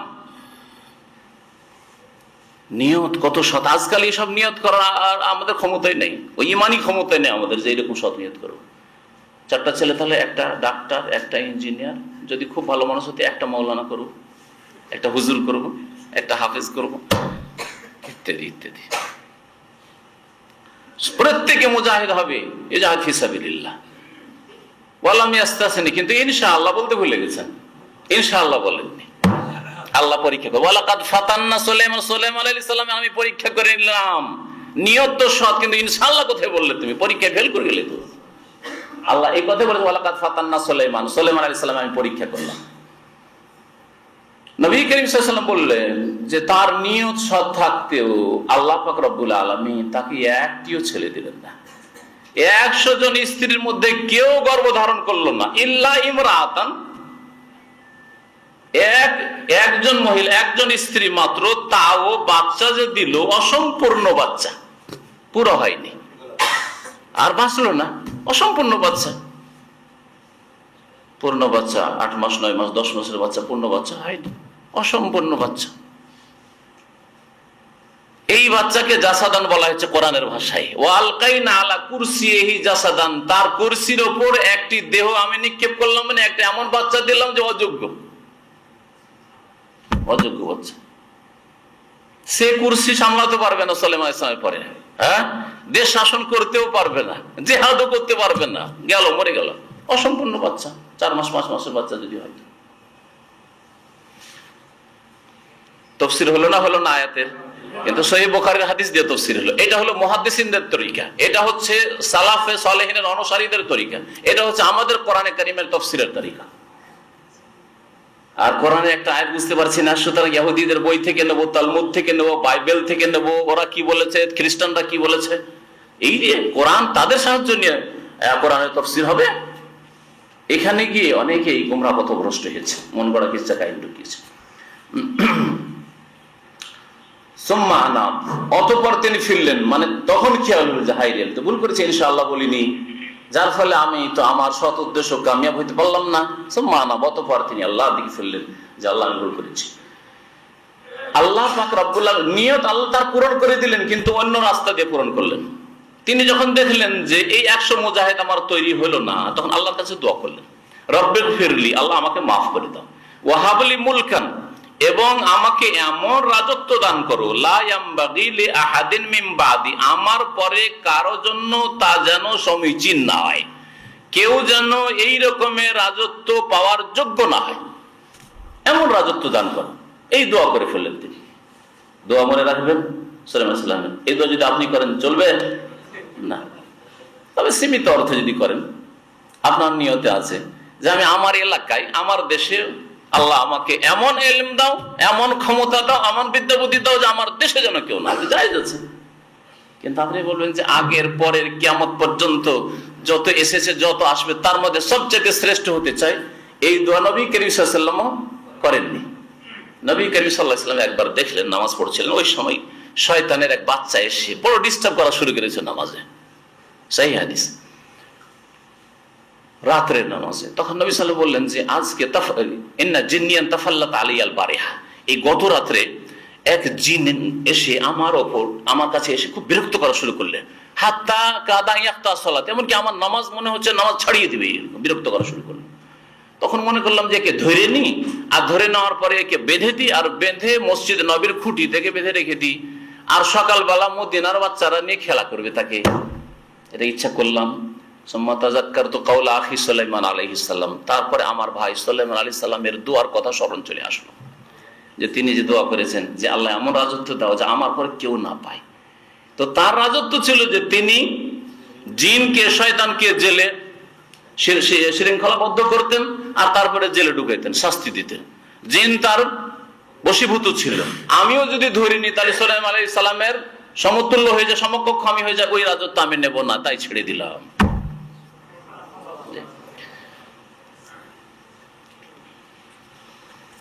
বলছেন সুলাইমান আলাইহিস সালামের দুআই, রব্বিগফিরলি, আল্লাহ আমাকে মাফ করে দাও, ওয়াহাবলি মুলকান, আমাকে আমার রাজত্ব দান করো, লা ইয়ানবাগি লিআহাদিন মিন বাদি, আমার পরে কারো জন্য তা যেন সমীচীন না হয়, ইন্নাকা আনতাল ওয়াহাব, নিশ্চয় তুমি বড় দাতা, নিশ্চয় তুমি বড় দাতা। সুতরাং আল্লাহ পাক রব্বুল আলামিন দাতা, আল্লাহ দেন। যারা মাজারে গিয়ে ছেলে চায়, মাজারে গিয়ে রোগ ভালো করা চায়, রোগের আরোগ্য চায়, তারা ওদেরকে দাতা বলে না? বলে না। বরং মেলা পীরের মাজারের নাম দাতা, দাতা অমুক দাতা আছে। ভারতে এরকম মাজার আছে, বা পাকিস্তানে আছে, দাতা দাতা গঞ্জ বা দাতা অমুক মাজার, অমুক দাতার মাজার, দাতা এই শব্দ দিয়েও আছে। এগুলো বড় শিরক। আল্লাহ পাক রব্বুল আলামিন তাকে 100 মুজাহিদ তো দিলেন না 100 বিবির কাছে গিয়ে, কিন্তু আল্লাহ তার উত্তম বিকল্প দিয়ে দিলেন। ওর চাইতে বেশি তার দ্বারা তিনি আল্লাহর রাস্তায় আল্লাহর দিনকে শক্তিশালী করতে পারবেন, জিহাদ করতে পারবেন। ফাসাখারনা লাহু রিহা, সুতরাং আমি তার জন্য বাতাসকে অনুগত করে দিলাম। বাতাসের উপর রাজত্ব। ঘোড়ার চাইতে বাতাস শক্তিশালী না? আরে ঘোড়া তো দৌড় দিয়ে যাবে, আর বাতাস দ্রুত উড়িয়ে নিয়ে যায় সুলাইমান আলাইহিস সালামকে। দুশমন দূরে আছে, বাতাস উড়িয়ে নিয়ে গিয়ে দুশমনের কাছে সুলাইমান আলাইহিস সালামকে পৌঁছে দেবে। আল্লাহ পাক এরকম বাতাসকে অনুগত করে দিলেন। ফাসাখারনা লাহু রিহা, তো আল্লাহর নেক বান্দাদেরকে আল্লাহ পাক উত্তম বিকল্প দান করেন। এটাও মনে রাখবেন, যদি আপনার কোনো ভালো জিনিস চলে যায় তো কখনো হা হুতাশ করে আক্ষেপ করবেন না। আপনি যদি নেক মানুষ হন তো আল্লাহ আপনাকে উত্তম বিকল্প দেবেন। মাল চলে যায়, উত্তম মাল দেবেন। জান চলে যায়, উত্তম জান দেবেন। ছেলে মেয়ে চলে গেছে, আল্লাহ ওর চাইতে উত্তম দেবেন। স্ত্রী চলে গেছে, তার উত্তম দেবেন, উত্তম দেবেন। কিন্তু আল্লাহ পাক রব্বুল আলামিন যেইভাবে জীবন যাপন করতে বলেছেন, ধৈর্যের সাথে, তাকওয়ার সাথে ধৈর্য ধারণ করেন, আল্লাহ পাক আপনাকে উত্তম বিকল্প দেবেন। এই নবী সাল্লাল্লাহু আলাইহি হাদিসে আছে, যদি কারো উপর মুসিবত আসে তাহলে সে বলবে ইন্না লিল্লাহি ওয়া ইন্না ইলাইহি রাজিউন, আর তারপরে কি বলবে? আল্লাহুম্মা আজুরনি ফি মুসিবতি। কেমন হলো? আল্লাহুম্মা আজুরনি ফি মুসিবতি, আল্লাহ আমাকে আমার মুসিবতে নেকি দান করো, ওয়াখলুফ লি খায়রাম মিনহা, আর এর উত্তম বিকল্প দান করো, যা আমার কাছে ছিল তার চাইতে উত্তম বিকল্প দান করো। এই দোয়া যদি কেউ পড়ে তো আল্লাহ তাকে নেকিও দেবেন, আজারাহুল্লাহ ওয়া আখলাফাহুল্লাহু খায়রাম মিনহা, আর যা ছিল তার কাছে তার চাইতে উত্তম বিকল্প দেবেন। ছিনতাই হয়ে যাক, ডাকাতি হয়ে যাক, চুরি হয়ে যাক, হারিয়ে যাক, হতাহত হোক, মরে যাক, তার চাইতে উত্তম আল্লাহ পাক দেবেন। এগুলি রয়েছে ধৈর্যশীলদের জন্য, পরহেজগার মুত্তাকিদের জন্য, আল্লাহর নিকটদের জন্য। আল্লাহ যেন আমাদের সকলকে তার তৌফিক দান করেন। আল্লাহ পাক বলছেন যে তার অনুগত করে দিলাম বাতাসকে, তাজরি বিআমরিহি, তার নির্দেশে প্রবাহিত হইতো, রোখাআন, মৃদু গতিতে, রোখাআন, মৃদু গতিতে, হাইসু আসাব, যেখানে তিনি ইচ্ছা করতেন, হাইসু আসাব, যেখানে পৌঁছিতে চান, আসাব এসে মানে পৌঁছ, যেখানে তিনি যেতে চান। কোরআনে কারীমের আরেকটি আয়াতে রয়েছে, ওয়ালি সুলাইমান আর রিহা, সুলাইমান আলাইহিস সালামের অনুগত করে দিলাম রিহকে, রিহ মানে বাতাস, গদুওয়াহা শাহরুন ওয়া রাওয়াহুহা শাহরুন, সকালবেলা 1 মাসের পথ চলে যেতে পারতেন, বাতাসকে হুকুম করলে বাতাস উড়িয়ে নিয়ে চলে 1 মাসের পথ। যানবাহনে, উটের পিঠে, ঘোড়ার পিঠে 1 মাস লাগবে, সকালবেলা 1 মাসের পথ ভ্রমণ করে হাওয়া খেয়ে চলে আসলেন, ঘুরে ফিরে চলে আসলেন, খোঁজ খবর নিয়ে চলে আসলেন। ওয়া রাওয়াহুহা শাহরুন, আর বৈকালবেলা 1 মাসের পথ। সুবহানাল্লাহ। সকালবেলা যদি এদিকে যেতে চাই, সিরিয়া, শাম, তুরস্ক সব ঘুরে চলে আসলেন, বৈকাল বেলা এইদিকে ভারত ঘুরে চলে আসলেন, তাই না? আল্লাহ পাক রব্বুল আলামিন এই রাজত্ব তাকে দিয়েছিলেন। ওয়াশায়াতিনা, এবং শয়তানকেও তার অনগত করে দিয়েছিলেন, বশীভূত করে দিয়েছিলেন। কুল্লা বান্নাইন, প্রত্যেক নির্মাতা বা নির্মাণকারী, বান্না আজকালও বান্না বলা হচ্ছে কাকে? রাজমিস্ত্রিকে। তো সুলাইমান আলাইহিস সালামের রাজমিস্ত্রি এই জিন শয়তানরা ছিল। জিনেরা সব রাজমিস্ত্রি, বিল্ডিং তৈরি করতে হবে, বাইতুল মুকাদ্দাসে মসজিদ তৈরি করতে হবে, এই জিনরা করো, কুল্লা বান্না। এই শয়তানরা সব এর সুলাইমান আলাইহিস সালামের বান্না মানে রাজমিস্ত্রি ছিল। ওয়া গাওয়াস, এবং ডুবুরি ছিল। ডুবুরি পানির গভীরে গিয়ে মণিমুক্তা কুড়িয়ে এনে দিতে হবে, ধন সম্পদ এনে দিতে হবে, এই জিনদেরকে, শয়তানকে লাগাও তাদেরকে। আল্লাহ পাক এই ক্ষমতা তাকে দিয়েছিলেন। ওয়া আখারিনা, আরো অনেক জিন শয়তান তার বশীভূত ছিল। মুকাররানিনা ফিল আসফাত, যারা বদমাইশি করত, দুষ্টামি করত, তখন তাদেরকে শৃঙ্খলাবদ্ধ করে রেখে দিতেন তিনি। সুলাইমান আলাইহিস সালাম তাদেরকে শৃঙ্খলাবদ্ধ করে জেলে তাকত শাস্তি পাও। হাজা, আল্লাহ পাক ঘোষণা করে দিলেন, হে সুলাইমান, হাজা আতাওনা, এ হচ্ছে আমার দান। কার দান? আল্লাহ পাকের দান। মানুষ কেউ দেয় না, কোন অলি বুজরুগ দিতে পারে না, এই বড় শিরক। হাজা আতাওনা, এ হচ্ছে আমার দান। ফামনুন, সুতরাং তুমি অন্যের উপর অনুগ্রহ করো, এই দানগুলি, দান খায়রাত করো দিয়ে অন্যের উপর অনুগ্রহ করো। আও আমসিক, অথবা তুমি নিজের কাছে রেখে নাও, এর ইখতিয়ার তোমাকে দেওয়া হইলো। বেগাইরে হিসাব, তোমার কোনো হিসাব হবে না। আল্লাহ এই ঘোষণা করে দিলেন, তোমাকে যে ধন সম্পদ আর ক্ষমতা দিয়েছি, এর থেকে যদি দান করো তবু অসুবিধা নেই, আর যদি বলো আমি দেবো না, আমি নিজের জন্য রাখবো, তবুও তোমাকে মাফ করে দিলাম, কোনো অসুবিধা নেই। বেগাইরে হিসাব, কোনো হিসাব নেই তোমার। আল্লাহ পাক রব্বুল আলামিন এই ইখতিয়ার দিলেন সুলাইমান আলাইহিস সালামকে। ওয়া ইন্না লাহু ইনদানা লাযুলফা, যা দাউদের ক্ষেত্রে বলেছেন আলাইহিস সালাম আল্লাহ পাক, ওই রকমই সুলাইমানের ক্ষেত্রে ওয়া ইন্না লাহু, নিশ্চয় তার আমার নিকট অত্যন্ত নৈকট্য রয়েছে, ওয়া হুসনা মাব, এবং উত্তম প্রত্যাবর্তন স্থল রয়েছে। ওয়াজকুর আবদানা আইয়ুব, আর স্মরণ করো আমার বান্দা আইয়ুব আলাইহিস সালামকে। ইয নাদা রাব্বাহু, যখন তার রবকে তিনি ডাকলেন। আইয়ুব আলাইহিস সালাম তাহলে অসুস্থ হয়েছিলেন, আল্লাহ সংক্ষেপ করে দিয়েছেন, অসুস্থ হওয়ার কথা উল্লেখ করলেন না। অসুস্থ হওয়ার পরে কতদিন থাকলেন, এইসব কিসসা কাহিনী, কিসাসুল আম্বিয়া, যা আমাদের দেশে যেটা আছে কিসাসুল আম্বিয়া উর্দু বাংলায়, সেই কিসাসুল আম্বিয়া ইবনে কাসিরটা না, ইবনে কাসিরটা অনেকটাই ভালো। আর যে কিসাসুল আম্বিয়াটা আমাদের দেশে প্রচলিত কিসাসুল আম্বিয়া বাংলায় আছে বা উর্দুতে, সেটা ছোটকালে আমরা উর্দু থেকে পড়তাম, বাংলাতে পড়তাম, মাদ্রাসায় পড়াকালে, ওটা একেবারে ভূতিতে ভরা, জগা খিচুড়ি, একেবারে ভিত্তিহীন কথায় ভরা। তাদের সাদ্দাদের কাহিনী আছে, সাদ্দাদের হদিস কোরআন হাদিসে নেই। সাদ্দাদ যে বেহেশত তৈরি করেছিল, এর হদিস পর্যন্ত কোরআন হাদিসে নেই। বুঝতে পারলেন? সাদ্দাদের ঘটনা শুনেছেন না শোনেন? নেই, বেহেশত কিচ্ছু নেই। আচ্ছা, বিবি রহিমা, আমি খুব তলাশ করলাম, এই গত 2 সপ্তাহ থেকে এই সূরা তাফসীর শুরু করেছি। আইয়ুব আলাইহিস সালামের ঘটনা আসছে, আর তার বিবির কথাও আসছে, তো রহিমার নামটা কোথাও খুঁজি, কোনো হাদিসে খুঁজে পেলাম না। বুঝতে পেরেছেন?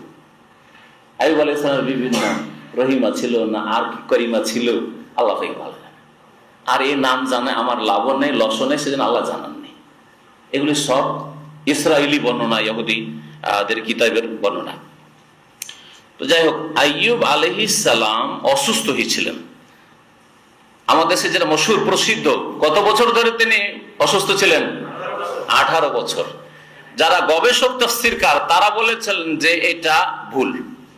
এতদিন ধরে নবী আইয়ুব আলাইহিস সালাম অসুস্থ ছিলেন, কোন সহিহ হাদিসে প্রমাণিত নেই। আর আল্লাহ পাক এতদিন বালা মুসিবতে একজন নবীকে পরীক্ষা করবেন, করেননি আল্লাহ। যেখানে আমাদের কাছে দলিল না, কেন 18 বছর মিথ্যা কথা নিয়ে আসবো? ইহুদিদের কিতাব থেকে ছিল কিছুদিন অসুস্থ, তারপরে মিথ্যা কথা আরো, যে আইয়ুব আলাইহিস সালামের গা এত পচে সড়ে গেছিল, পোকা হয়ে গেছিল, অরুচিকর অবস্থা হয়ে গেছিল, আর গ্রাম থেকে বের করে দিয়েছিল, সব মিথ্যা কথা। আল্লাহ পাক নবীদেরকে সব সময় শ্রেষ্ঠ করে সৃষ্টি করেছেন। অসম্ভব কথা যে আল্লাহ পাক নবীকে এত লাঞ্ছিত অপদস্থ করবেন যে পোকা শরীর হয়ে গেছে, অসম্ভব কথা। গবেষক তাফসীরকার বলেছেন। কাসাসুল কোরআন বলে একটি কিতাব আছে, এখন নতুন বাংলা অনুবাদ হয়েছে, আমার কাছে আছে বাংলা অনুবাদটা, ঢাকায় বাংলা অনুবাদ পাবেন। এটা আসলে প্রথম উর্দুতে লেখা হয়েছে, খুব সুন্দর বইটা। একজন ভালো ভারতের একজন গবেষক মানুষ লিখেছেন, কাসাসুল কোরআন বা কাসাসুল কোরআন কিতাবের নাম। তো ওতে এই জিনিসগুলো তুলে ধরা হয়েছে। আর আরবি অনেক কিতাব এই ক্ষেত্রে রয়েছে। যে এগুলি কোনো হাদিস দ্বারা প্রমাণিত নয়, যে সরে গেছিল, পচে গেছিল, গন্ধ ছুটছিল, আর আপনার সব স্ত্রী বিদায় হয়ে গেল গন্ধের কারণে, আর তারপরে পোকা হয়ে গেছিল না, আর তারপরে তিনি পোকা বলে উঠে উঠে আবার গায়ে রেখে দিতে যাচ্ছিস কেন, থাক। এগুলিও পড়েছে ওই আমাদের দেশে কি, সব মিথ্যা কথা, সব মিথ্যা কথা। এগুলি কোন আয়াত হাদিসে নেই। আপনি কি বিশ্বাস করবেন? আল্লাহর কথা, রসুলের কথা। যেই যুগের ইতিহাস লেখা হয়নি সেই যুগের ইতিহাস জানার জন্য বিশ্বস্ত উপায় হচ্ছে কোরআন এবং রসুলের হাদিস। কোরআন হাদিসে নেই, সুতরাং এইরকম কথা বলা এগুলি হচ্ছে ইয়াত্তাবিউনা ইল্লা জান্না, মানুষ কল্পিত জিনিসের পিছনে ছুটা। খবরদার না। ইন্না ওয়া ইন্না জান্না লা ইউগনি মিনাল হাক্কি শাইআ। আর মানুষের কল্পিত ধারণা এসব হকের কাছে কখনো যেতে পারে না, সত্যের কাছে যেতে পারে না। গবেষক তাফসীর কারণ বলেছেন যে আইয়ুব আলাইহিস সালামের অসুস্থতা অল্প কিছুদিন ছিল, 6 মাস হইতে পারে, 1 বছর হইতে পারে, 2-4 বছর হইতে পারে, তার বেশি নয়। আল্লাহ পাক বলেননি, কোনো হাদিসও নেই, নবীও বলেননি যে কত বছর ছিল, সুতরাং এসব বলার কোনো প্রয়োজন করে না। আর এইরকম একবারে শরীর পচে সরে গেছিল আর পোকা হয়ে গেছিল এটাও না, তবে মারাত্মক ধরনের ব্যাধি হয়েছিল। আল্লাহ পাক ব্যাধি দিয়ে পরীক্ষা করেছিলেন। ছেলেমেয়েরা মারা গিয়েছিল। তারপরে সেগুলিকে আবার যখন আল্লাহ দিলেন তখন সেগুলিকে আবার জীবিত করা হলো। একটা তাফসীরকার এক দলের মত, আর এক দল বলছেন না, যারা মারা গেছে কিন্তু পরে যখন সুস্থ হলেন তারপর আল্লাহ পাক আগে যেগুলি ছেলে মেয়ে মারা তার চাইতে উত্তম আল্লাহ পাক ছেলে মেয়ে দিয়ে দিলেন। এ হচ্ছে আয়াতের অর্থ, যে আয়াত আগে আসছে। কথাগুলি আগে বলে ফেললাম, এখন শোনেন। ওয়াজকুর আবদানা আইয়ুব, স্মরণ করো আমার বান্দা আইয়ুব আলাইহিস সালামকে, ইজ নাদা রাব্বাহু, যখন কিছুদিন অসুস্থ থাকার পরে তার রবকে ডাকলেন। আন্নী মাসসানিয়াশ শাইতানু বিনুসবি ওয়া আযাব। এখানে এইভাবে দোয়া রয়েছে, আর অন্য জায়গায় রয়েছে ওয়া আইয়ুবা ইজ নাদা রাব্বাহু আন্নী মাসসানিয়া যুররু ওয়া আনতা আরহামুর রাহিমিন। আইয়ুব আলাইহিস সালাম ডাকলেন যে আন্নী মাসসানিয়া যুররু, হে আল্লাহ, আমাকে অসুস্থতা পীড়া স্পর্শ করেছে, আমি অসুস্থ হয়ে পড়েছি। ওয়া আনতা আরহামুর রাহিমিন, তুমি সমস্ত দয়ালুর চাইতে পরম দয়ালু। আরহামুর রাহিম, সংক্ষিপ্ত দোয়া। আল্লাহ তুমি অত্যন্ত দয়ালু, তুমি দয়া করো। সংক্ষেপের দোয়া আল্লাহ পাক কবুল করুন। এখানেও সংক্ষেপে রয়েছে অন্য ভাষায়। এই ভাষাতে হয়তো তিনি বলেছেন যে আন্নী মাসসানিয়াশ শায়তান, হে আল্লাহ, আমাকে শয়তান স্পর্শ করেছে, বিনুসবিন, কষ্ট দ্বারা, ও আযাব, আর আযাব দ্বারা। শয়তান স্পর্শ করেছে কেন বললেন? একদল বলেছে যে বেশ কিছু রোগের কারণ ইবলিস শয়তান। অনেক রোগের কারণ হয়তো ইবলিস শয়তান হয় ক্ষতি করেছে, আঘাত করেছে, বা হয়তো হতাহত হওয়ার ক্ষেত্রে এরকম হতে পারে, সেজন্য শয়তানের নাম বলেছেন। এটা একটা হইতে পারে, একদল বলেছেন। আর একদল বলছেন না, আল্লাহ পাক রব্বুল আলামিনের পক্ষ থেকে শয়তান অসুখ দিয়েছে, বা শয়তানের কারণে অসুখ হয়েছে, শয়তানের কারণে ছেলে মেয়ে মারা গেছে, এসব কিছু নাই। আর আসলে সব আল্লাহর পক্ষ থেকে। শয়তান যদি কারণও হয়, তবু শয়তান কখনো কিছু করতে পারবে যদি আল্লাহ না চান। এটা আমাদের ঈমান, এটা হচ্ছে কোরআন হাদিসের কথা। শয়তানের নাম কেন বললেন? কারণ শরীয়তের নীতিমালা হচ্ছে যে ভালো জিনিসগুলি আল্লাহর দিকে হাওয়ালা করা, যে ভালোগুলি আল্লাহর পক্ষ থেকে এসছে। আর যদি কিছু খারাপ হয়ে থাকে সেটা আল্লাহর পক্ষ থেকে, আল্লাহ তুমি অসুস্থ করেছো, কথাটা একটু বেয়াদবি হচ্ছে, তাই না? সেজন্য ওই ক্ষেত্রে না, এটা শয়তানের পক্ষ থেকে, শয়তান কষ্ট দেওয়ার চেষ্টা করেছে, শয়তান বিভ্রান্ত করেছে। এই বিভ্রান্তি করার ক্ষেত্রে, বিভ্রান্তির ক্ষেত্রে, গুমরাহির ক্ষেত্রে আমরা শয়তানের নাম বলে থাকি। পক্ষান্তর হেদায়েতের ক্ষেত্রে আল্লাহর কথা বলে থাকি। অথচ হেদায়েত, গুমরাহি আল্লাহর ইচ্ছার বাইরে হতে পারে না। আল্লাহ রাজি নন গুমরাহির ওপর, কিন্তু আল্লাহ পাক রব্বুল আলামিনের ইচ্ছার বাইরে নয়। তো ওই রকমই আইয়ুব আলাইহিস সালাম শয়তানের কথা এই জন্য উল্লেখ করেছেন যে অসুস্থতা আর বালা মুসিবত। আর বালা মুসিবতের কথা কেমন করবো যে আল্লাহ তুমি বালা মুসিবত দিয়েছো, তুমি বিপদ আপদ দিয়েছো, এই কথা বলতে একটু বেয়াদবি হচ্ছে আল্লাহর শানে। তাই শয়তানের নাম উল্লেখ করেছেন তিনি। আল্লাহ পাক তখন চিকিৎসার ব্যবস্থা করে দিলেন, একটা নহর ব্যবস্থা করে দিলেন। উরকুজ বিরিজলিকা, হে নবী আইয়ুব, তুমি তোমার পা দ্বারা আঘাত করো। রাকাজা এরকজ মানে লাথি মারা, রাকাজা এরকজ মানে হচ্ছে লাথি মারো, তোমার পা দ্বারা লাথি মারো মানে আঘাত করো। হাজা মুগতাসালুন বারিদুন ওয়া শারাব, এই হচ্ছে গোসলের স্থান। মুগতাসাল বাবে ইফতিয়াল থেকে ইসিম জারফের সিগা, মানে গোসলের স্থান। এ হচ্ছে ঠান্ডা পানিতে গোসলের স্থান, ওয়া শারাব এবং ঠান্ডা পানীয়, এতে থেকে তুমি পান করো আর এতেই তুমি গোসল করো। তাফসীর কারণ এখানেও দুটি মত পেশ করেছেন। একদল বলছেন যে দুটো নহর ছিল, একটা গোসলের জন্য ছিল আর একটা ছিল পান করার জন্য। আর একদল বলছেন আল্লাহ তো একটার কথা বলেছেন, হাজা মুগতাসাল, আল্লাহ দুটো নহর কথা তো বলেন।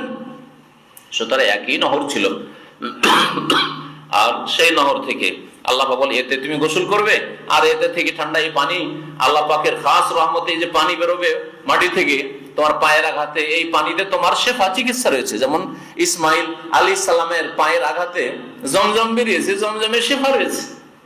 নবী কারীম সাল্লাল্লাহু আলাইহি ওয়াসাল্লাম বলেছেন মাও জমজম শেফাউ সুকমিন, জমজম পানিতে রোগের আরোগ্য রয়েছে, আর কত আমতমিন, আর খাদ্যের উপাদানও রয়েছে।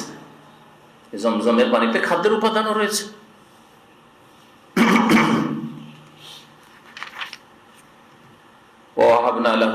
আল্লাহ পাক বলছেন তারপরে আইয়ুব আলাইহিস সালামকে আমি দান করলাম তার পরিবার দান করলাম। ওয়া মিসলাহুম মাহুম, তার পরিবার মানে তার স্ত্রী ছেলে মেয়ে দান করলেন আল্লাহ পাক, আর তাদের মতো তাদের সাথে। তখন আগে যেগুলি মারা গেছে যতটা সংখ্যায় ছিল ততটা তো দিলাম, আর তার মতো মানে দ্বিগুণ দিলাম। ওয়া মিসলাহুম মাহুম, আর তাদের মতো তাদের সাথে দ্বিগুণ দিলাম। তাহলে এই দেওয়াটা কেমন ছিল একটু আগে বললাম, যে হয় একদল বলছেন যে ওই আগে যারা মারা গেছিল তাদেরকে জীবিত করে দেওয়া হচ্ছে, ছেলে মেয়ে যারা মারা গেছিল। আর একদল বলছেন না, জীবিত করার যেহেতু কোনো সহিহ হাদিস দ্বারা প্রমাণিত নাই, সুতরাং সেসব না বলে আল্লাহ পাক উত্তম বিকল্প দিয়েছিলেন। রহমাতাম মিন্না, আমার পক্ষ থেকে রহমত অনুগ্রহ স্বরূপ, ওয়া যিকরা লিউলিল আলবাব, আর জ্ঞানীদের জন্য বুদ্ধিমানদের জন্য উপদেশ স্বরূপ। ওয়া খুয বিয়াদিকা যিগসান ফাদরিব বিহি। এখানে আল্লাহ পাক রব্বুল আলামিন আরেকটি বিষয় উল্লেখ করেছেন। আইয়ুব আলাইহিস সালাম যখন সুস্থ হলেন, তার আগে ব্যাধিগ্রস্ত যখন ছিলেন, তখন কোনো কারণে, যে কোনো কারণে, এই ক্ষেত্রে এক রহিমাকে নিয়ে এক কিসসা বলা হয়েছে যে কোন জায়গায় চুল বিক্রি করে চলে এসেছিল, কি করেছিল, এসব সেটার জন্য শোনার নাই, এসব কোনো হাদিসে নেই। যে কোনো ক্ষেত্রে মানুষ যখন অসুস্থ থাকে তখন মেজাজটা একটু কি হয়ে যায়, সংকীর্ণ হয়ে যায়, খিটখিটে মেজাজ হয়, অনেক সময় রাগ বেশি হয়, সামান্য কিছু হতে পারে না, পারে না, হতে পারে। মানুষ যখন অসুস্থ থাকে তখন কোনো কথা বলে দিতে পারে এরকম। তো তিনি যে কোনো কারণে হোক, কোরআন এবং হাদিসে এই বিষয়গুলি উল্লেখ করা হয়নি, কোনো কারণে স্ত্রীর ব্যাপারে কসম করে ফেলেছিলেন, কোনো একটা কসম, যে তাকে 100 কোড়া লাগবে, 100টি বেত্রাঘাত করবো। তারপর যখন সুস্থ হয়ে গেলেন, চিন্তা করেন আমি তো এই অসুস্থ অবস্থায় রাগে বলে দিছি এই কসমে যে তাকে 100 বেত্রাঘাত করবো, কসম করে বলে দিচ্ছি, এখন যদি না মারি তো কসম ভঙ্গ হবে, তো কি করব? আর মারলে সে বিবি, যে পরহেজগার বিবি, যে বড় স্বামীর সেবাকারিনী বিবি, তাকে 100 কোড়া মারবো, এক মানে সংকটে পড়লেন তিনি। আল্লাহ পাক রব্বুল আলামিন দয়া করলেন তার বিবির উপর, এবং তার কসমটা যেন ঠিক থাকে সেজন্য তার উপর দয়া করলেন, একটা বিশেষ হুকুম নাযিল করলেন। ওয়া খুয বিয়াদিকা যিগসান, তোমার হাতে তুমি ঘাস নাও। যিগসুন মানে হচ্ছে ঘাস, ঘাস বা ঘাসের যেগুলো খড়, এই নাও। ফাদরিব বিহি, আর তা দিয়ে মারো। 100টি ঘাস নাও বা 100টি খড় নাও। ধরেন গমের যে খড় আছে, বা ধানের যে খড়, আমরা কাঁড়ি বলি, কি বলেন আপনারা? খড়, হ্যাঁ, কি বলেন আপনারা? হ্যাঁ, খড়। 100টা নিলেন, 100টা কাঁড়ির যে বান্ডিল বাঁধা থাকে, এইভাবে যেটা বাঁধা থাকে, 100টার অনেক বেশি আছে, তাই না? 100টা ধরেন ওই কাঁড়ি বা খড় নিয়ে আল্লাহ বললেন যে দিয়ে মেরে নাও, আর 100টা যে বেত্রাঘাত করতে চেয়েছো, তোমার যে মান্নত ছিল বা কসম ছিল সেটা পুরো হয়ে যাবে তোমার। আল্লাহ পাক বললেন যে ফাজরে বিহি, তা দিয়ে তুমি মারো। ওয়ালা তাহনাস, তাহলে তোমার কসম ভঙ্গ হবে না, গুনাহগার এই ক্ষেত্রে কসমের ক্ষেত্রে হবে না। ইন্না ওয়াজাদনাহু সাবিরান, কেউ ভাবতে পারে যে তিনি এত অধৈর্য ছিলেন, যে রাগ করে কি বলে দিয়েছেন। আল্লাহ বলছেন না, তাকে সবসময় ধৈর্যশীলই পেয়েছি, দীর্ঘদিন অসুস্থ থেকেছেন, আর সে সবসময় ধৈর্যশীল ছিল। কিন্তু মানুষ কখনো হতে পারে অসন্তুষ্ট হইতে পারে, স্ত্রীর উপর অসন্তুষ্ট হতে পারে, ছেলে মেয়েদের উপর হইতে পারে, ভালো মানুষও হইতে পারে। আল্লাহ বলছেন তা ইন্না ওয়াজাদনাহু সাবিরান, নিশ্চয় আমি তাকে বড় ধৈর্যশীল পেয়েছি। নেমাল আব্দ, কতই না চমৎকার বান্দা, নেক বান্দা, ভালো বান্দা। ইন্নাহু আওয়াব, আর সে ছিল আমার দিকে ধাবিত, আল্লাহ অভিমুখী ছিল। এই আয়াতকে সামনে রেখে ওলামারা একটা ফিকার মাসলা সম্পর্কে ইখতিলাফ করেছেন। আজকেও যদি কোন দুর্বল মানুষ মিথ্যা অপবাদ দিয়ে থাকে, মিথ্যা অপবাদের পড়া শুনলেন কতটা?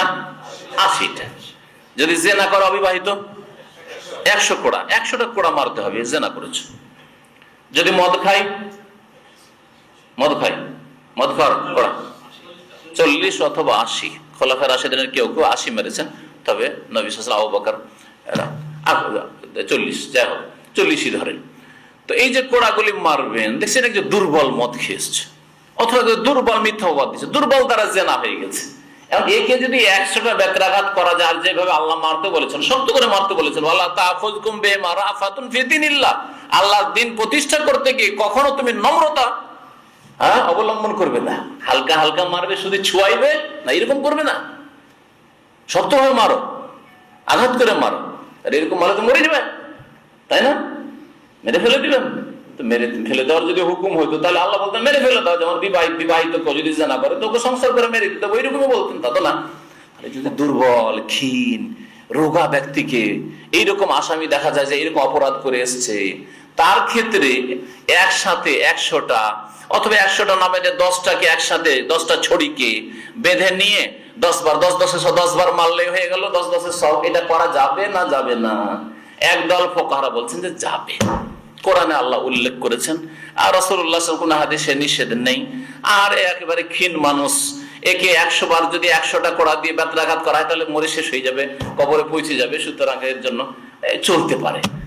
এগুলো আমাদের দেশের যে সামাজিক বিচার সালিশগুলো হইতে, এগুলোতে এইসব করে। ছোটকালে শুনতাম যে অমুকের বাড়িতে এরকম গন্ডগোল হয়েছে, আর রাত্রে মেরেছে। তো কি মেরেছে?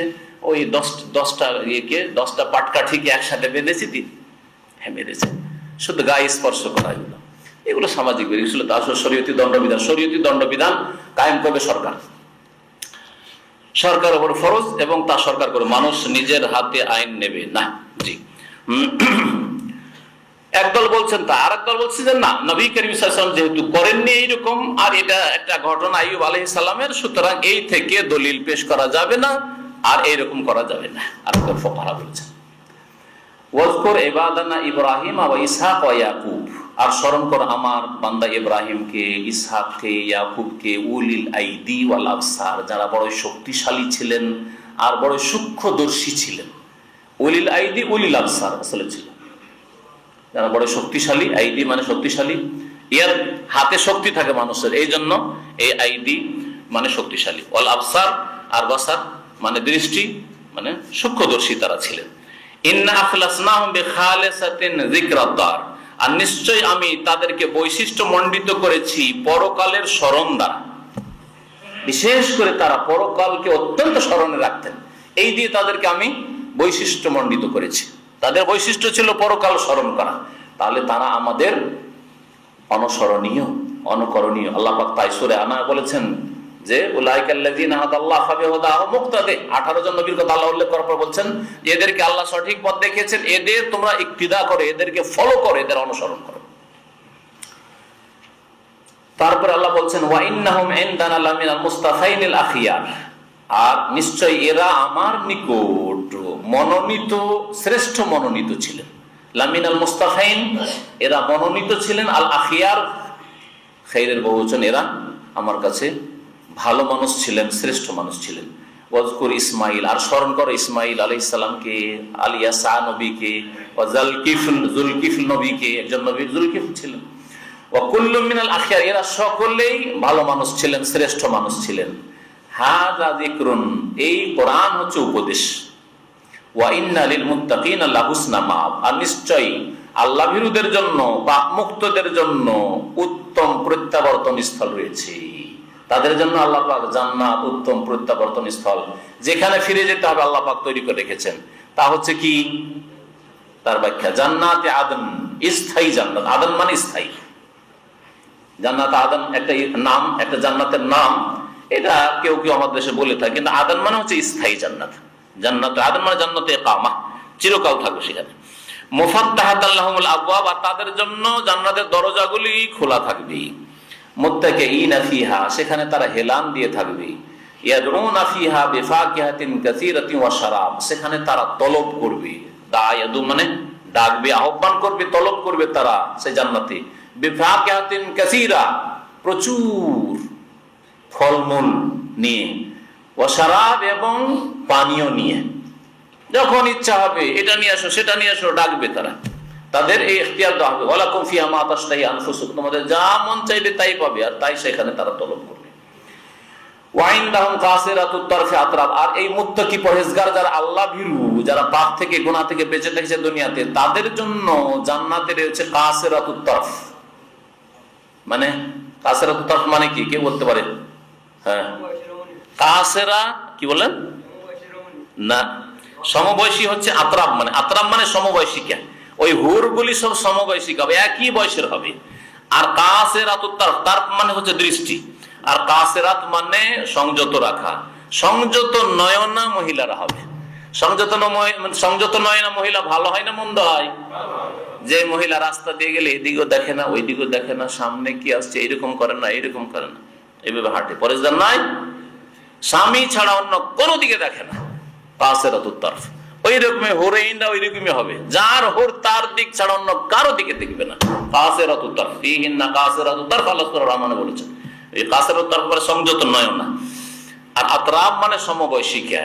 এমন নয় আজকালকার মানুষ, আমরা যারা একাধিক বিয়ে করছেন, কেউ যদি বিয়ে করে তো বড়টা বুড়ি হয়ে গেছে, বড়টার বয়স 50, আর একটা আছে 30। হ্যাঁ, এরকম হবে কিনা? এত পার্থক্য জমেন না। একটা বুড়ি পাশে নিয়ে বসে, আর একটা হচ্ছে একেবারে যুবতী, কিন্তু জান্নাতের সব একই বয়সে। ভালো লাগবে না? লাগবে না? ওর আলাদাই স্বাদ আছে। কারণ আল্লাহ পাক এই গুণগুলি যে বয়ান করেছেন এমনি নয় যে কিচ্ছা কাহিনীর মতো, যে সমবয়সিকা হবে তো কি হইল। হ্যাঁ, অবশ্যই তাতে আলাদা একটা স্বাদ আছে। জি।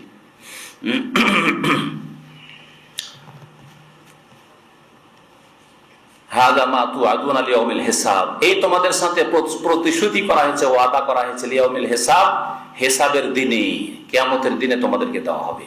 ও ইন্না হাযা লা রিজকুন, এই হচ্ছে আমার রিজিক, আল্লাহ পাকের রিজিক। আল্লাহ পাক দান করবেন মা লাহুম মিন নাফাদ, যা শেষ হবে না। হরিণা শেষ হবে না, জান্নাতের ফলমূল শেষ হবে না, জান্নাতের স্থায়ী জগৎ শেষ হবে না। মা লাহুম মিন নাফাদ, তা কখনো শেষ হবে না। হাযা ওয়া ইন্না লিত-তাগীন, হাযা এ হচ্ছে সত্য, হাযা ওয়া ইন্না লিত-তাগীন লাশাররা মাআব, আর মনে রাখো যারা সীমা লঙ্ঘনকারী তাদের জন্য রয়েছে বড়ই নোংরা প্রত্যাবর্তন স্থল। হুসন মাআব, ভালো প্রত্যাবর্তন স্থল জান্নাত মুত্তাকিনদের জন্য। আর যারা কি তাগীন, যারা সীমা লঙ্ঘনকারী, বাড়াবাড়িকারী, সীমা লঙ্ঘন, আল্লাহ পাকের ইবাদতে সীমা লঙ্ঘন করেছে, সহিহ আকীদায় সীমা লঙ্ঘন করেছে, আল্লাহ বলেন রাসূল বলেনি বিশ্বাস করে, ভ্রান্ত বিশ্বাস। আল্লাহ পাক 5 ওয়াক্ত বলেছেন, 3 ওয়াক্ত 4 ওয়াক্ত নামাজ পড়ে, সীমা লঙ্ঘন করলো। হ্যাঁ, আল্লাহ পাক হারাম করেছেন, হারাম কাজ করে, হারাম খায়, সীমা লঙ্ঘন করলো। তো সীমা লঙ্ঘনকারীদের জন্য রয়েছে বড়ই খারাপ বাসস্থান বা খারাপ প্রত্যাবর্তন স্থল। তা হচ্ছে জাহান্নাম, ইয়াসলাউনাহা, যাতে প্রবেশ করবে, ভাবিয়াসাল মিহাদ, তা হচ্ছে বড়ই খারাপ ঠিকানা, বাসস্থান। মিহাদ, মেহাদ, মাহাদুন মানে হচ্ছে আসলে কোল। ছোট বাচ্চা যেমন কোলে যায়, মায়ের কোলে, তো সেই জাহান্নামীদের যেন সেই কোল হচ্ছে, বা সেই দোলনা হচ্ছে, বাসস্থান হচ্ছে জাহান্নাম। হাযা এ হচ্ছে চিরসত্য, ফালিয়াযুকুহু, তারা এই স্বাদ গ্রহণ করতে থাক। কিসের?